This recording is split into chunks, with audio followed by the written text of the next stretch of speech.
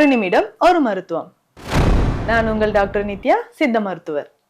தாங்க முடியாத இடுப்பு வலி இருக்கா? எங்கேயும் டிராவல் பண்ண முடியல, ரொம்ப நேரம் உட்கார முடியல, சயாட்டிகா பெயினால அவதிப்படுறீங்களா? இந்த ஒரு விஷயத்த ஃபாலோ பண்ணுங்க.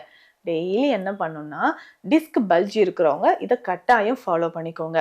சித்த மருத்துவத்துல வாத கேசரி தைலம் அப்படின்னு ஒரு தைலம் இருக்குங்க. வாதத்தை உடல்ல எங்க வாதம் இருந்தாலும் வாதத்தினால் வரக்கூடிய வீக்கம், வலி இதை போக்குறதுக்கு தான் இந்த வாத கேசரி தைலம். இந்த தைலத்தை லேசா ஹீட் பண்ணி இடுப்பு பகுதியில் அப்ளை பண்ணிக்கிட்டே வாங்க. கல்லுப்பு ஒற்றடம் கொடுக்கலாம்.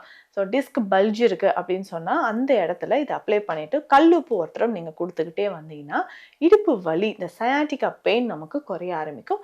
இதனோட ஸ்பெஷலா சித்த மருத்துவத்தில் இருக்கக்கூடிய தச வேராதி சூர்ணம் ஸ்பெஷல் மெடிசன் இது.